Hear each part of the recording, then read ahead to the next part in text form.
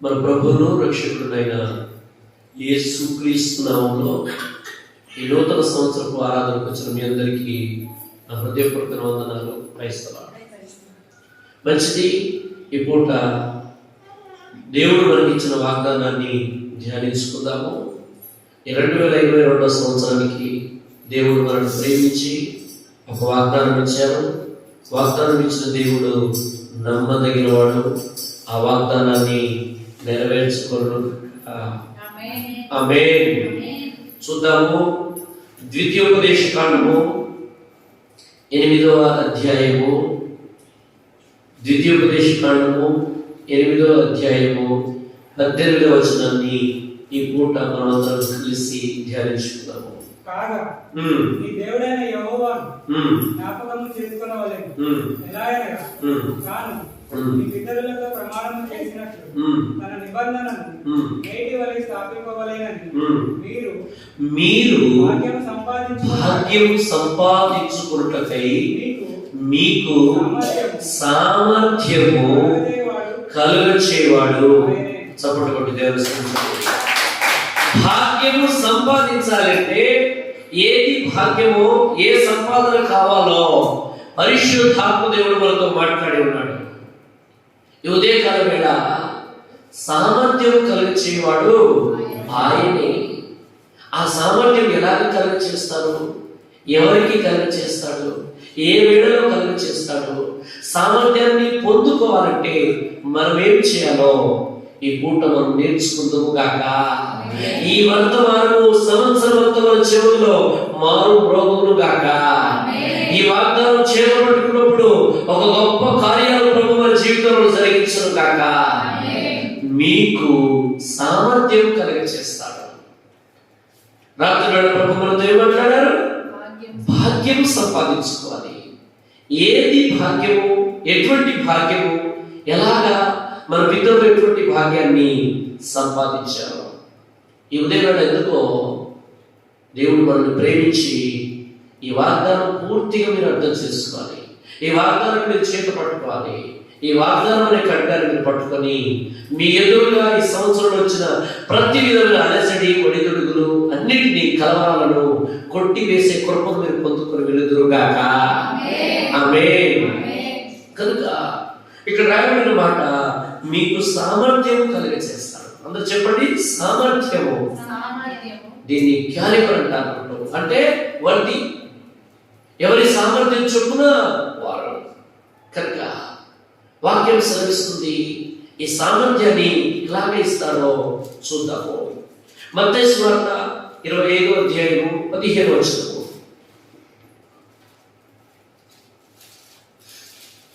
మత్తయి సువార్త 25వ అధ్యాయం 15వ వచనము. అతడు ఒకనికి 5 తలాంతులను, ఒకనికి 2, ఒకనికి 1, ఎవరి సామర్థ్యం చొప్పున వారికిచ్చి వెంటనే హల్లెలూయా. రెండు చేతులు చెప్తాం హల్లెలూయా. ఈ ఉదయం వేళ ప్రభు నీతో, నాతో, మనందరితో మాట్లాడుతూ మనల్ని ఆత్మలో రేపాలని, విశ్వాసంలో పురికొల్పాలని, మనము దీవెనకరంగా బ్రతకాలని ప్రభు కోరుకుంటున్నాడు.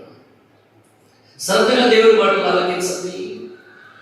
యేసయ్య గురించి వాక్యం సెలవిస్తుంది, ఆయన పక్షపాతం లేని దేవుడు. ఆయన పక్షపాతం వహించేవాడు. అందరినీ సమానంగా ప్రేమించి ఆయన కృప చూపించేవాడు. ఈ సందర్భాన్ని గమనించినప్పుడు ఇక్కడ 3 మనుషులు కనబడుతున్నారు. 3 మనుషుల కంటే 3 దాసులను చెప్పవచ్చు. ఒక్కొక్కరికి ఒక్కొక్క విధమైన తలాంతులు ఇచ్చాడు. ఒకరికి 5 తలాంతులు, ఒకరికి 2 తలాంతులు, ఒకరికి 1 తలాంతు ఇచ్చాడు. నావేపు చూడండి, ఆయన అందరినీ సమానంగా ప్రేమించిన దేవుడు ఒక్కొక్కరికి వేరువేరుగా ఎందుకు ఇచ్చాడయ్యా? ఈ 5 తలాంతులు ఇచ్చిన వ్యక్తి ఏమైనా ప్రత్యేకత కలిగిన వాడా? ఈ ఒకరికి ఇచ్చినటువంటి తలాంతు కలిగిన వ్యక్తి లోపం కలిగిన వాడా అంటే నిజంగా వారిలో లోపం ఉందని చెప్పవచ్చు. ఎలా చెప్తున్నారు పాస్టర్ గారు?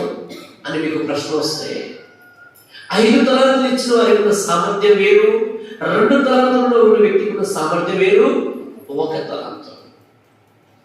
అందుకోసమే 5 ఇచ్చిన వ్యక్తికి 1 ఇవ్వలేదు, 1 ఇచ్చే వ్యక్తికి 5 ఇవ్వలేదు. ఎవని అక్కడ మాట రాయబడుతుంది 25:15లో, ఎవని సామర్థ్యం చొప్పున వానికి ఇచ్చెను. హల్లెలూయా. అనగా నీ సామర్థ్యాన్ని బట్టి నీకు కుటుంబాన్ని దేవుడు ఇచ్చాడు. నీకు 2, 3, 4, ఒకరుగా పిల్లలు ఇచ్చాడు. ఎందుకు తెలుసా? నీ సామర్థ్యం వారిని నీవు కాపాడుకోగలవని ఇచ్చాడు. కనుక నీ సామర్థ్యాన్ని నువ్వు వైమరిచిపోయి విడిచిపోయి నీ జీవితాన్ని కుటుంబాన్ని పాడు చేసుకోవద్దని ఈ ఉదయం వేళ పరిశుద్ధాత్మ దేవుడు మాట్లాడుతున్నాడు. ఎవరి సామర్థ్యం ఏంటిదో వారికి తెలియదు. నీ సామర్థ్యం నీకు తెలియదు, కానీ సామర్థ్యం కలుగ చేసే యేసయ్యకు తెలుసు. హల్లెలూయా. అందుకోసం కొరింథీయులకు రాసిన పత్రికలో ఒక మాట అంటాడు చూడండి. అపోస్తలుడైన పౌలు కొరింథీయులకు రాసిన పత్రిక 10వ అధ్యాయము, మొదటి పత్రిక 10వ అధ్యాయం 13వ వచనం. సాధారణంగా మనుషులకు కలుగు శోధన తప్ప మరి ఏది మీకు సంభవింపలేదు. దేవుడు నమ్మదగిన వాడు. మీరు సహించగలిగినంత కంటే శ్రద్ధగా వినండి. మీరు సహించగలిగినంత కంటే ఎక్కువగా ఆయన మిమ్మును శోధింపబడనీయడు. హల్లెలూయా. అంటే మీ సామర్థ్యం ఎంతనో ఎవరికి తెలుసు? ఆయనకు తెలుసు. సేవకుడుగా నాకు తెలిసి ఉండకపోవచ్చు, నీ కుటుంబంలో ఉన్న వారికి తెలియకపోవచ్చు, నీవే మర్చిపోయి ఉండొచ్చు. కానీ ఒకరికి బహుమానం ఇవ్వాలన్నా, ఒకరికి బాధ్యత ఇవ్వాలన్నా, ఒకరికి ఆశీర్వాదం ఇవ్వాలన్నా, ఆశీర్వాదాన్ని కాపాడుకునే సామర్థ్యం నీకున్నదా? అందుకోసమే వారి సామర్థ్యం చొప్పున వారికి ఇచ్చారు. కొరింథీ సంఘం అంటుంది, అయ్యా మేము ఎక్కువగా శోధించబడుతున్నాము, మేము సహించగలలేకపోతున్నాము, ఏం చేయమంటారని పౌలుతో మాట్లాడినప్పుడు పౌలు ఉత్తరం రాస్తున్న మాట్లాడిందంటే, అమ్మా దిగులు పడతాం. సాధారణంగా అందరికీ ఎటువంటి సమస్యలు శోధనలు కలిగినాయో అదే శోధన మీకును కలిగిన. మీ స్థాయి మీ సామర్థ్యం ఎంతనో అంతవరకే మీ ఆర్థిక అప్పైనా మీ సమస్య. ఇక్కడ దేవుడు నమ్మదగిన వాడనే మాట మధ్యలో రాయబడి ఉంటుంది. సమస్య ఎలా ఉన్నా ఆయన నమ్మదగిన వాడుగా ఉన్న దేవుడు రాయబడిన మాట తెలుసా? మీరు సహింపగలిగినంత కంటే, అంటే మీ సామర్థ్యం కంటే మించి ఆయన ఎక్కువ మిమ్మల్ని శోధింపడు. మీకున్నటువంటి మీరు ఎంత బరువు వస్తారో దానికంటే మించి ఆయన మీ మీద భారం పెట్టాడు. నీవు కొన్నిసార్లు బలహీనమైన స్థితిలో ఏమంటావంటే, అన్ని సమస్యలు నాకే వచ్చాయి, మోయలేకపోతున్నాను, బరువు మోయలేకపోతున్నాను, నడిపించలేకపోతున్నానని బాధపడుతున్న నీతోనే ప్రభు మాట్లాడుతున్నాడు. నువ్వు సహింపగలిగినంత కంటే ఎక్కువగా నిన్ను శోధించదు, బాధ పెట్టడు. హల్లెలూయా. ఒకవేళ బాధ పెట్టినట్టుగా అనిపించినను అందులో నుంచి తప్పించుకునే మార్గాన్ని ఈ నూతన సంవత్సరంలో దేవుడు కలగ చేయను కాక, ఆ మార్గంలో నువ్వు ప్రయాణం చేయదు కాక. కనుక సామర్థ్యం కలిగ చేస్తాడు దేవుడు. ఒక వస్తువు తీసుకోవాలన్నా, ఒక ప్రాంతానికి ప్రయాణం చేయాలన్నా, ఒక విషయాన్ని సాధించాలన్నా దానికి మనకి ఏం కావాలి? సామర్థ్యం కావాలి. మనం అందరూ ఆశపడుతున్నాము, ఇది కావాలి, ఇది వస్తే బాగుండు, ఇది తెచ్చుకుంటే బాగుండు, ఇది కొనుక్కుంటే బాగుండు అని అడుగుతున్నాము. కానీ దానికి మన దగ్గరికి తెచ్చుకోవడానికి మనకేం కావాలంటే సామర్థ్యం కావాలి. ఈ ఉదయం వేళ నుంచి నీ జీవితంలో దేవుడు సామర్థ్యాన్ని కలగ చేయను కాక, అలాగా సిద్ధపరచును కాక, అలాగా నడిపించును కాక. ఎటువంటి సామర్థ్యం ఉండాలో ఒక 2-3 మాటలు మనం ధ్యానించుకుందాము. మొదటి మాట, అపోస్తలుడైన పౌలు పేతురుకు రాసిన 2వ పత్రిక 2వ అధ్యాయము 2వ వచనం. స్తోత్రం. అపోస్తలుడైన పౌలు పేతురుకు రాసిన 2వ పత్రిక 2వ అధ్యాయము 2వ వచనం. మరియు అనేకులు వారి పోకిరి చేష్టలను అనుసరించి నడుతురు. వీరిని బట్టి సత్య మార్గము దూషింపబడును. ఉమ్. వారు అధిక లోకులై ఉమ్. కల్పనా వాక్యములు ఆ. చెప్పుచు ఉమ్. మీ వలన లాభము సంపాదించుకొందురు. ఆ. వారికి పూర్వము నుండి ఉమ్. విధింపబడిన తీర్పు ఉమ్. ఆలస్యము చేయదు. ఉమ్. వారి నాశనము ఉమ్. కునికి నిద్రపోదు. ఉమ్. దేవదూతలు ఉమ్. పాపము చేసినప్పుడు ఉమ్. దేవుడు వారిని విడిచిపెట్టక ఉమ్. పాతాళలోక మందలి ఉమ్. కటిక చీకటి గల బిలాములోనికి ఉమ్. త్రోసి ఉమ్. తీర్పుకు ఉమ్. కావలిలో ఉంచబడుటకు ఉమ్. వారిని అప్పగించెను. ఉమ్. మరియు ఉమ్. ఆయన పూర్వకాలమందున్న ఉమ్. లోకమును ఆ. విడిచిపెట్టగా ఆ. భక్తిహీనుల సమూహము మీదికి ఉమ్. జలప్రళయమును ఉమ్. రప్పించినప్పుడు నీతిని ప్రకటించిన ఉమ్. నోహవును రెండవ తిమోతి పత్రిక 2వ అధ్యాయం 2వ వచనమే. ఉమ్. తిమోతి చదవండి. సారీ. నీవు ఆ. అనేక సాక్షులు ఎదురుగా ఆ. నా వలన వినిన సంగతులు 2వ పేతురు 2వ అధ్యాయం 2వ వచనం. సారీ, క్షమించండి. ఆ. నీవు ఉమ్. అనేక సాక్షుల ఎదుట ఆ. నా వలన వినిన సంగతులను ఉమ్. ఇతరులకు ఇతరులకు బోధించుటకు సామర్థ్యము గల నమ్మకమైన మనుషులకు అప్పగింపు. హల్లెలూయా. ఇతరులకు బోధించే సామర్థ్యం దేవుడు నీకు కలగ చేస్తాడు. హల్లెలూయా. చూడండి, శ్రద్ధగా వినండి. మంచి బోధకుడు ప్రభుని ఎవరు అంటే యేసయ్య. 2 తిమోతి 2:2. ఇక్కడ రాయబడిన మాట ఏంటంటే, నీకు ఎటువంటి సామర్థ్యం ఇచ్చాడో నువ్వు తెలుసుకోవాలి. ఇప్పుడు ఎటువంటి సామర్థ్యం కలిగజేశాడు తెలుసా? ఇతరులను బోధించే సామర్థ్యము. 24 గంటలు నీతోనే ఏ సేవకుడు ఉండగలరా? అయితే నీవే నీ కుటుంబంలో ఉన్న వారికి నువ్వేం చేయగలగాలి అంటే బోధించాలి. మందిరంలో చేర్చబడుతూ, మందిరంలో కట్టబడుతూ, మందిరంలో నాటబడి పచ్చని ఒలివ చెట్టుగా ఉన్నటువంటి సార్వత్రిక సంఘంగా ఉన్న నీతోనే ప్రభు మాట్లాడుతున్న మాటలు ఏంటంటే, నీవు నీ ఇంటిలో ఉన్న వారికి నీవే బోధ చేయాలి. వారు త్వరగా లేవకపోతే త్వరగా లేవు అని నీవేం చేయాలి? వారిని బోధించాలి. బోధించే సామర్థ్యం నీకు ఉంది, ఆయనను బోధించలేకపోతున్నావేమో జాగ్రత్త. ఈ బోధించే విషయంలో ఆయన ఒక మాట అంటాడు, మంచి మాట మీకు చూపిస్తాను చూడండి. రోమీయులకు రాసిన పత్రిక 15వ అధ్యాయము 14వ వచనము. రోమీయులకు రాసిన పత్రిక 15:14. పరిశుద్ధాత్మ వలన పరిశుద్ధపరచబడి ప్రీతికరమగునట్లు నేను సువార్త విషయమై యాజక ధర్మం జరిగించుచు దేవుని చేత నాకు అనుగ్రహింపబడిన కృపను బట్టి అన్యజనుల నిమిత్తము యేసుక్రీస్తు పరిచారకుడనైతిని.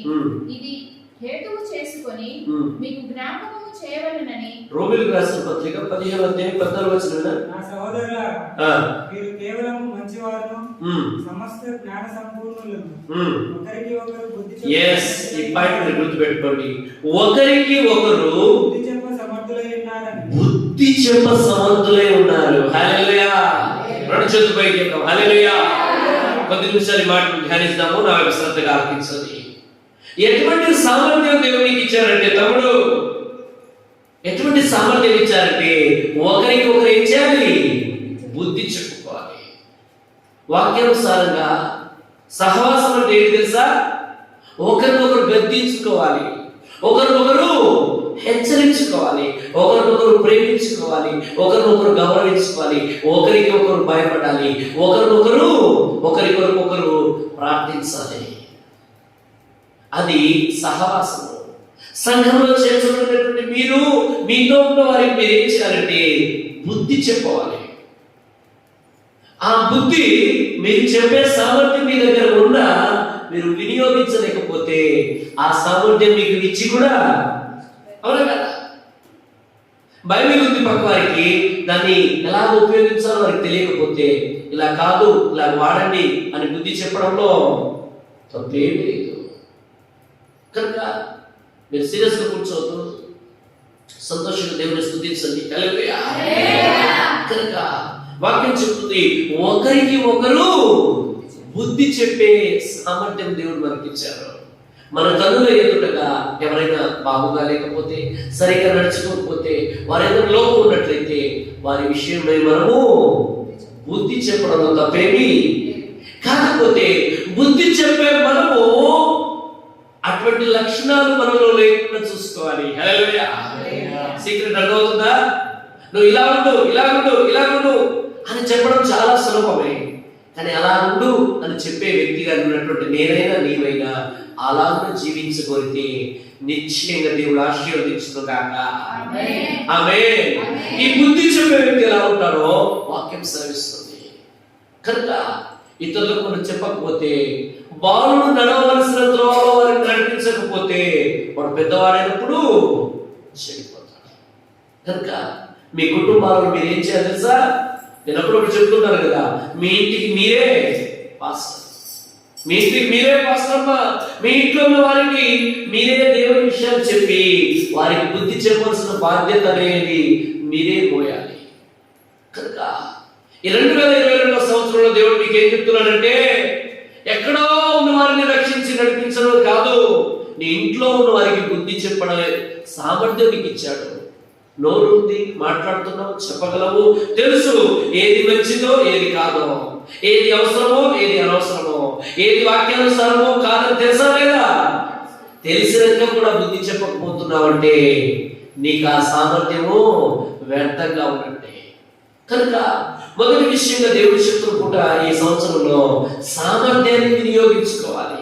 నీకు ఇచ్చిన వస్తువులను నువ్వు ఏం చేయాలి? వాడుకోగలిగితే నీ జీవితంలో దేవుడు గొప్ప కార్యం చేస్తాడు. కనుక మనము ఒకరికొకరు ఏం చేయాలి? బుద్ధి చెప్పాలి. సంఘంలో వస్తున్నప్పుడు, కలిసినప్పుడు మనమే వారిని సరి చేసుకోగలగాలి. అంటే మన కంటిలో దూలము పెట్టుకొని ఎదుటి వారి కంటిలో నలుసు తీసివేయమని బుద్ధిగా చెప్పేది. మనమే లోపం కలిగి, మనమే వాక్యానుసారంగా జీవించకుండా, మనమే దేవునికి దూరంగా జీవిస్తూ వారికి మనం నీతి మాటలు చెప్పే బుద్ధి కాదు.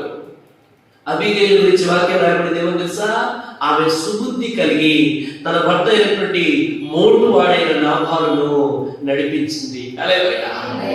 కనుక ప్రియమైన సహోదరి సహోదరుడా, ఇక పాస్టర్ గారు బుద్ధి చెప్పుకున్నాడు కదా అని అదే పనిగా తీసుకోవద్దు. దానికి సమయానుసారంగా చెప్పాలి. హల్లెలూయా. అంటే సమయోచితంగా చెప్పబడాలి, జాగ్రత్తగా చెప్పాలి. వినే మనస్సు ఉందా? అటువంటి సమయంలో బుద్ధి చెప్పగలిగితే ఆ సామర్థ్యం దినదినము వర్ధిల్లును గాక.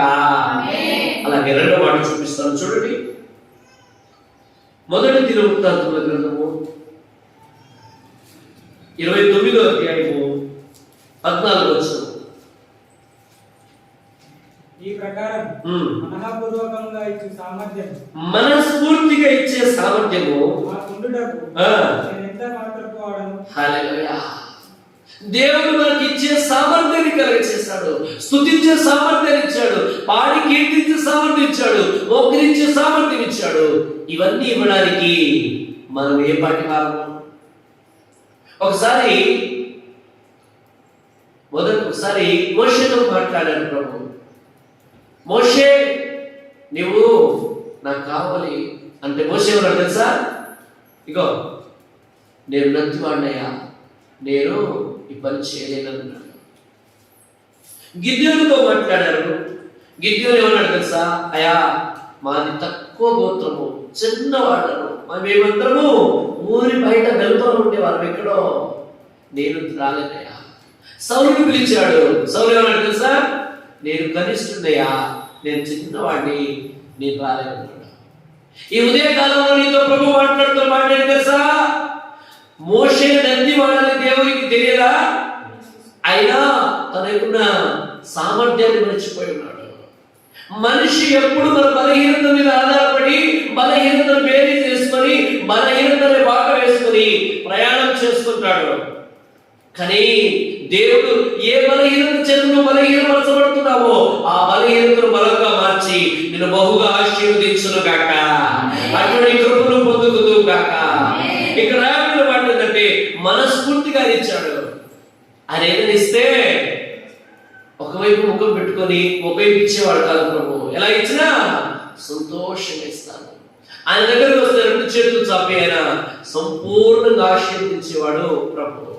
ఈ ఆయుష్, ఈ ఆరోగ్యము, ఈ సమయము ఆయన ఇచ్చినటువంటి బహుమానమే. హల్లెలూయా. ఈ ఇచ్చినటువంటి సమయాన్ని సద్వినియోగం చేసుకోవాల్సిన బాధ్యత నాపై నీపై ఉందని మర్చిపోవద్దు. కనుక వారు అంటున్న మాట ఏంటంటే, మనస్ఫూర్తిగా ఇచ్చినకు మేము ఎంతటి వాళ్ళమయ్యా, అసలు మేము ఏ పాటి వాళ్ళము, మన జీవితం ఏ పాటిది అని వారు ఒక్కసారి ఆలోచిస్తున్నారు. నీ జీవితాన్ని ఒక్కసారి ఆలోచించు. ఎప్పుడో చనిపోవలసిన మనము, ఎప్పుడో కనుమరుగైపోవలసిన మన బ్రతుకులను ఆయన జ్ఞాపకం చేసుకుని ఈ ఆయుష్ని ఇచ్చాడు. హల్లెలూయా. కనుక సామర్థ్యం అనేది నీకు ఇవ్వడానికి నీ మీద ఆధారపడడం ఆయన. అర్థమవుతుందా? నీకేదైనా ఇవ్వాలంటే నువ్వు ఎట్లాంటి వ్యక్తివి, నీకేదుంది ఇవి చూడడు. సామర్థ్యం ఎలాగా ఎవరికి కలగ చేస్తారంటే ఆయన పని చేసుకోవడానికి సామర్థ్యం ఇస్తాడు. హల్లెలూయా. నువ్వు రెడీగా అక్కడే ఉంటే అది నువ్వు పొందుకుంటావు. కనుక సామర్థ్యం కలిగించేసే ఈ సంవత్సరము, సామర్థ్యాన్ని పొందుకునే సంవత్సరము, సామర్థ్యము నీ మీద ఆధారపడదు. చదువు ఏం రాదు, కానీ ఆయనకు ఉద్యోగం వచ్చింది. ఆయన సామర్థ్యం బట్ట ఆయన తక్కువ చదువుకున్నాడు, ఎటువంటి పొలిటికల్ బ్యాక్గ్రౌండ్ లేదు, కానీ ఈరోజు ముఖ్యమంత్రిగా భారతదేశంలో ఒక రాష్ట్రానికి ఏలుబడి చేస్తున్నారని అన్నామనుకో, ఆయన సామర్థ్యం అది ఆయన ఇచ్చిన సామర్థ్యము. నీవు సామర్థ్యం పొందుకునే ముందు ఎందుకు లోపం జరుగుతుందంటే చూడాలి, శ్రద్ధ వినండి. నువ్వు దేవుని దగ్గర నుంచి ఎందుకు సామర్థ్యాన్ని పొందుకోవట్లేదంటే, ఆ సామర్థ్యం పొందుకునే ముందే నీకున్నటువంటి బలహీనతలు పెట్టి నేను అర్హుడిని కాదు, నేను యోగ్యుడిని కాదు, నాకు వద్దు, నేను చేయలేను, నా వల్ల కాదు అని నీవుగానే దూరం అయిపోతున్నావు. ఆయన రాళ్ల చేత కూడా కేకలు వేయించగల దేవుడు. హల్లెలూయా. ఆయన గాడిద చేతనైనా మాట్లాడించగలిగిన దేవుడు. ఆయన ఎవరికైనా సామర్థ్యం కలిగి చేయగలిగిన దేవుడు. ఈ 2022 సంవత్సరంలో నీకు అటువంటి సామర్థ్యము కలగ చేయుగాక, ఆ సామర్థ్యం నీవు పొందుకుందువు గాక. కనుక ప్రియమైన సహోదరి సహోదరుడా, నీవు సామర్థ్యం ఎందుకు పొందుకోవట్లేదంటే నీ మీదనే నువ్వు ఆధారపడుతున్నావు. ఎందుకు ఆ ఐశ్వర్యము, ఆ అభివృద్ధి, ఆశీర్వాదం ఎందుకు పొందుకోవట్లేదు తెలుసా? నీ కనులకు ఎదురుగా ఎవరెవరైతే కనబడుతున్నారో వాళ్ళనే చూస్తున్నావు. ఎందుకు దేవుని ఇచ్చే సామర్థ్యాన్ని ఎందుకు పొందుకోవట్లేదంటే నీకున్న పాత జీవితము, చీకటి జీవితము, చేదు అనుభవాలను ముందు వేసుకోవడం వల్ల నీవు సామర్థ్యాన్ని పొందుకోవట్లేదు. ఈ పూట ప్రభు నీతో ఏమంటున్నాడంటే, బిడ్డా నీకు నేను సామర్థ్యాన్ని కలగ చేస్తాను. హల్లెలూయా. నీకు సామర్థ్యం ఎవరు కలగ చేయకపోయినా, నీ తల్లిదండ్రుల ద్వారా, బంధువుల ద్వారా, రక్త సంబంధికుల ద్వారా, ఎవరి ద్వారా సామర్థ్యం నీకు కలగకపోయినా నా ప్రభు నీకు కలగ చేయను గాక. నేను చేయలేను, నా వల్ల కాదు, నేను ఈ సేవ చేయలేను, పరిచయం అసలు నా వల్ల కాదు, ఇది ఎటువంటిదో అని బాధపడుతున్నప్పుడు ఇది నేను కలగ చేసిన సామర్థ్యం అని ప్రభు తెలియజేశారు. ఆయన కలగ చేస్తే పడిపోయినా అంతకంతకు వర్ధిల్లుతాము. హల్లెలూయా. కృంగిపోయినా ఆ కనుమరుగైనటువంటి పరిస్థితులు ఎదురుగా వస్తాడు. కనుక వాక్యం చెప్తున్న మాటలు ఏంటంటే, మనం సామర్థ్యం పొందుకోవడానికి అర్హత లేదు కాదు, ఆ సామర్థ్యం పొందుకోవడానికి మనం ఏ పాటి వారమని దేవునికి కృతజ్ఞతలు తెలియజేసే రోజులు ఎప్పుడు మనం ఎదుట ఉంచుకోవాలి. అర్థమవుతుందా? కనుక దానియేలు గ్రంథంలో మాట్లాడు చూడండి. దానియేలు పుస్తకము 2వ అధ్యాయం 9వ వచనం.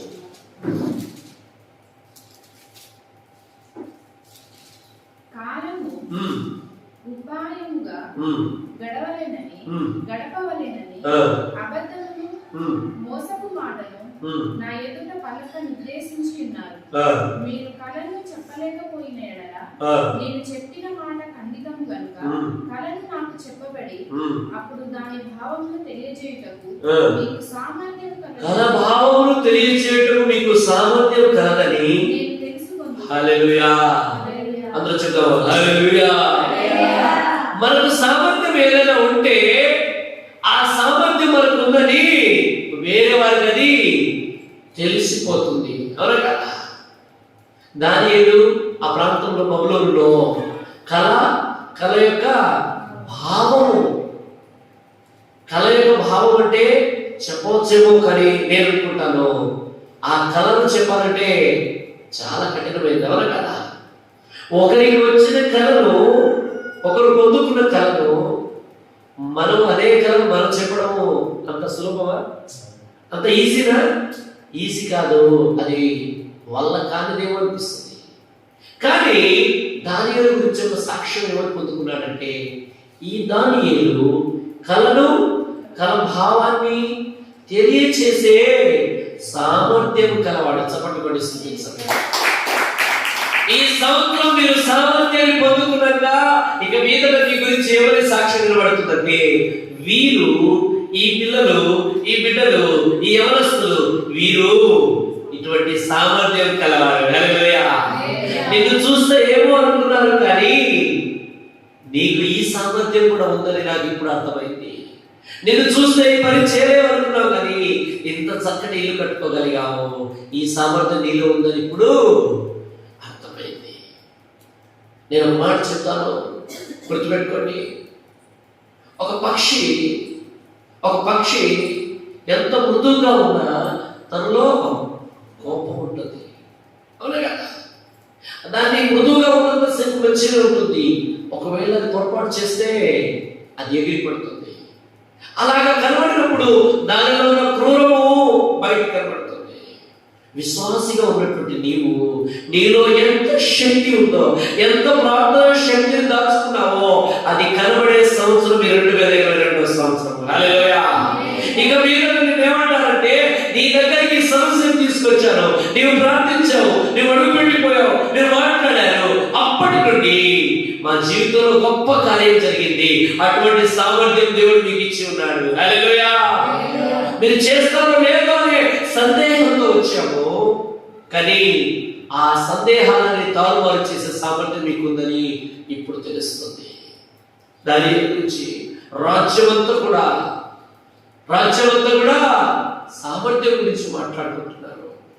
ఈ దానియేలు వలె ఇంకొక వ్యక్తి చూపిస్తారు. చూడండి, ఎస్తేరు గ్రంథంలో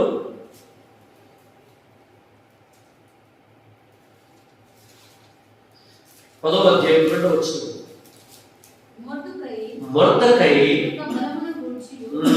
అతడు సామర్థ్యము చేత చేసిన కార్యములన్నిటిని గురించి రాజు అతనిని ఘనపరిచిన సంగతిని గురించి మాదీయుల యొక్కయు పారసీకుల యొక్కయు రాజ్య సమాచార గ్రంథమందు రాయబడి ఉన్నది. మొర్దెకై తన సామర్థ్యం చేత చేసిన కార్యాలన్నిటినీ గ్రంథముగా రాయబడి ఉందట. హల్లెలూయా. ఇప్పటి వరకు నువ్వు చేసినటువంటి ప్రతిదీ కూడా ఇక్కడ ఎవరైనా గ్రంథంగా లిఖించకుండా ఉండొచ్చు, కానీ నా దేవుడి చేత గ్రంథాలుగా ఏమై ఉంది? రాయబడి ఉంది. ఎలాగంటే ఇది ఎలాగ చేశారు, ఇది ఎలాగ కట్టారు, ఎలాగ నడిపిస్తుంటారంటే దేవుడు కలిగి చేసిన సామర్థ్యం. సపోర్ట్ కూడా దేవుడు. ఈ కార్యాలు, ఈ పరిచర్య, ఈ సంఘము, ఈ మినిస్ట్రీస్, ఇది ఎలాగ జరుగుతుందంటే దేవుడు కలిగి చేసిన సామర్థ్యం. అవునా కదా? కనుక అటువంటి సామర్థ్యాన్ని బట్టి ఈ పూట ప్రభు ఏం చెప్తున్నాడంటే, మనకు ఆయన ఇచ్చే సామర్థ్యాన్ని మనం వాడుకోవాలి. మీకు ఒక మంచి మోటార్ బైక్ ఇచ్చారనుకోండి, అది వాడుకునే సామర్థ్యం కూడా మీకు ఉండాలి. కనుక ప్రియమైన సహోదరుడా, ఇప్పుడు ప్రభు మాట్లాడుతున్న మాటలు ఏంటంటే, ఈ సంవత్సరము మీరు భాగ్యము సంపాదించుకుందరుగాక. ఏది లేదో అది సంపాదించుకుందరుగాక. అది సంపాదించుకోవడానికి నా దేవుడే సామర్థ్యాన్ని కూడా కలుగచేయుగాక. అందుకోసం పౌలు ఒక మాట అంటాడు. చూడండి, 2 కొరింథీయులకు రాసిన పత్రిక, అపోస్తలుడు పౌలు కొరింథీయులకు రాసిన 2వ పత్రిక 3వ అధ్యాయం 6వ వచనం.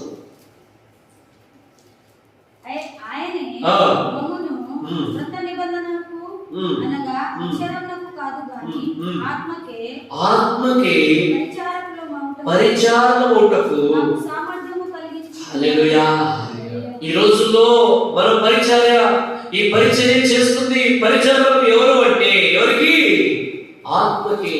పరిశుద్ధాత్మ దేవుడి కడవరి కాలంలో ఆయన రాకడ కొరకై మనల్ని ఏం చేస్తున్నాడు? సిద్ధపరుస్తున్నాడు. ఏ పని చేసినా మీరు ఆయనకు చేస్తున్నారని మర్చిపోద్దు. హల్లెలూయా. ఇక్కడ సేవకుడుగా నేను ఉన్నా లేకపోయినా, ఇక్కడ ఏం చేసినా ఇది ఎవరికి చేస్తున్నామంటే దేవునికి చేస్తున్నాము. అందుకోసం పౌలు అంటాడు, ఏం చేయాలయ్యా, ఏం రాయట్లేదు, మిమ్మల్ని గుర్తించట్లేదు, ఏంటి మా పరిస్థితి అని కొరంతి పట్టణంలో కట్టబడినటువంటి కొరంతి సంఘస్థులు అంటున్నారు. వారితో మాట్లాడుతున్న మాట ఏంటంటే, మీరు చేసే ప్రతి పని ఆత్మస్వరూపుడైన దేవుడు చూస్తున్నాడు. అందుకోసమే ఆత్మీయ పరిచయంలో ఒకటకు సామర్థ్యం కలిగి చేస్తాడు. ఆత్మ విషయమై దీనులుగా మీరు మార్చబడినప్పుడు పరిచయగలరు. అందుకోసమే పేతురు గురించి ఒక సాక్ష్యం ఇవ్వబడింది. చూడండి, గలతీయులకు రాసిన పత్రికలో 2వ అధ్యాయం 8-9 వచనాల్లో మాట రాయబడుతుంది. గలతీయులకు రాసిన పత్రిక 2వ అధ్యాయం 8-9 వచనాలు. సున్నతి పొందిన వారికి అపోస్తలుడగుటకు పేతురునకు సామర్థ్యము కలగ చేసిన వాడు అన్యజనులకు అపోస్తలుడగుటకు నాకు సామర్థ్యము కలగజేసినని వారు గ్రహించి. హల్లెలూయా. పేతురు ఎవరండి? విద్య లేని పామరుడు. అంటే ఏమాత్రం అక్షరం ముక్క కూడా తెలియని చేపలు పట్టుకుని జాగ్రత్తగా ఉన్నటువంటి పేతురు చివరికి ఎలా ఉంది తెలుసా? అది ఆయన ప్రారంభము. చివరి జీవితం ఎలా ఉంది తెలుసా? ఆయన నడుచుకుంటూ వెళ్తే, చూడండి, ఆయన నడుచుకుంటూ వెళ్తే ఇలాగా ఆ నీడకు పడిన వాళ్ళు స్వస్థత పొందుకున్నారంటే ఆ సామర్థ్యం ఎవరు కలిగ చేశారు? దేవుడే. అన్యుడండి, యూదుడు కాదు, అన్యుడైనటువంటి పేతురు ఆ యొక్క రోమా పౌరసత్వం తీసుకునే విషయంలో అక్కడ రాయబడిన మాటలు ఏమో తెలుసా? సున్నతి లేదు ఆయనకు. అంటే భౌతికంగా, శారీరకంగా ఆయన అన్ని విషయంలో ఫెయిల్, ఓడిపోయాడు, పడిపోయాడు. కానీ దేవుడు ఎలా వాడుకున్నాడు తెలుసా? ఒక్క ప్రసంగం ద్వారా, ఒక్క వాక్య వర్తమానం ద్వారా 3,000 మంది రక్షించబడ్డారు. 5,000 మంది రక్షించబడ్డారు. కనుక వాక్యం చెప్తుంది, సామర్థ్యం కలిగ చేయడానికి దేవుడు సిద్ధంగా ఉన్నాడు. హల్లెలూయా. ఆ సామర్థ్యం పొందుకునే అవకాశం, కృపను నీకు ఇచ్చి ఉన్నాడు. నీ ఇష్టము. ఆనాడు పేతురు అంటున్నాడు, అయ్యా నేను కూడా నీతో పాటుగా ఈ నీళ్ళ మీదకి. ఏది పేతురు నీకంటే? లేదు లేదు, ఆయన ఎలాగ జీవించాడో అలాగే నేను జీవిస్తాను. ఆయన బలహీనత, ఇంతకుముందు జీవితము ఒకవైపు, కానీ సామర్థ్యాన్ని పొందుతున్న పేతురు చూస్తే, నువ్వు నీళ్ళ మీద నడుస్తున్నావా? నేను నడుస్తాను. నువ్వేం చేస్తున్నావో అదే నేను చేస్తాను. ఒకసారి చరిత్రలో నేను చూస్తే ఏమో తెలుసా? పేతురు కోసం అక్కడ కొంతమంది వచ్చారు, చాలా మంది బలహీనంగా ఉన్న వాళ్ళు తీసుకొస్తే పేతురు అక్కడ లేడు, బయటికి వెళ్ళిపోయాడు. బయటికి వెళ్ళిపోతే ఎట్లా మేము వీళ్ళ కోసం ఎంతసేపు కూర్చోబెట్టలేము, మా ఊళ్ళో ఇంతగా ఇబ్బంది అవుతుందని వీళ్ళందరినీ పట్టుకొచ్చి తీసుకొచ్చామయ్యా అంటే, వాళ్ళు అక్కడ ఉన్న శిష్యులు ఏమన్నా తెలుసా? ఈ బలహీనంగా అనారోగ్యంతో బాధపడుతున్నారు కదా, వీళ్ళని ఇక్కడ నుంచి మీరు వెళ్ళండి, వీళ్ళని ఇట్లా వరుసగా చక్కగా కూర్చునే ఒప్పుకునే వాళ్ళు కూర్చోబెట్టండి, పడుకునే వారు పడుకోబెట్టండి, ఎట్లయినా వెళ్ళండి, పేతురు వస్తారు. ఆయన అక్కడి నుంచి వచ్చుతుండగా ఆ నీళ్లు పడేది బాగుపడతారు. అలా చెప్పినప్పుడు ఆ మాట మీద వారు వెళ్ళిపోయారు. పేతురు వచ్చుతుండగా ఆయన నీళ్లు పడిన వారు, నీళ్లు పడి ఎటువంటి దీర్ఘ రోగాలతో బాధపడుతున్న వారు కూడా స్వస్థత పొందుతున్నారు. అటువంటి సామర్థ్యము ఈ 2022 సంవత్సరంలో సేవకుడిగా, సంఘస్థులుగా, విశ్వాసులుగా మీకు కలగ చేయును గాక, మీరు పొందుకుందురు గాక. కనుక ప్రియ సహోదరి సహోదరుడా, అటువంటి సామర్థ్యము దేవుడు కలగ చేస్తాడు. కనుక మీరు సామర్థ్యం ఎవరి వల్ల కలుగుతుంది? చూడండి, ఒక మాట చూపిస్తాను. 2 కొరింథీయులకు రాసిన పత్రిక 3వ అధ్యాయం 5వ వచనం.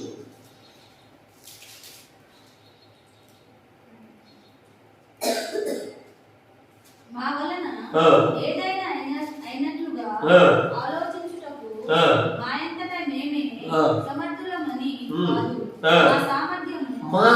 సామర్థ్యము, దేవుని వలననే మా కెపాసిటీ, మా టాలెంట్ ఎవరి వల్ల కలిగినది?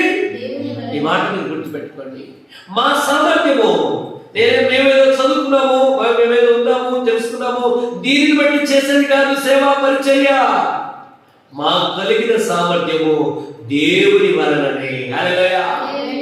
ఆయన వలన ఈ సామర్థ్యం లేకపోతే గడిచిన ఈ సంవత్సరాలుగా పరిచర్య ఇలా ఉండేది కాదు.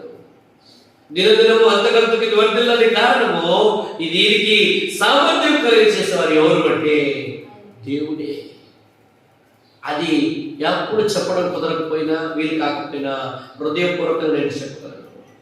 లోకానుసారంగా చదువుకొని ఉండొచ్చు, కానీ అది కాదు, దాని ప్రభావం కాదు. కానీ దేవుడు ఇచ్చిన సామర్థ్యమే ఈ పరిచర్యకు కారణం. హల్లెలూయా. కనుక కొరింథీ సంఘస్థులు అంటున్నారు, మా సామర్థ్యం కాదు, ఈ సామర్థ్యం ఎవరిచ్చారు? దేవుడు ఇచ్చింది. కనుక దేవుడిచ్చే సామర్థ్యం ఎలా ఉంటుందంటే అంతకంతకు ఆశీర్వాదకరంగా మార్చబడను గాక. ప్రార్థన చేసుకున్నాము. మోకరించండి, ప్రార్థన చేసుకున్నాము. 2022వ సంవత్సరము దేవుడే సామర్థ్యం కలిగించేసే సంవత్సరం ఇది. ఆ సామర్థ్యాన్ని అనుభవించే సంవత్సరం ఇది. ఒక్కసారి తీర్మానం చేసుకుందాము. ఒక్కసారి మనలో మనం ఒక్కసారి అప్పగించుకుందాము. Glory to Jesus.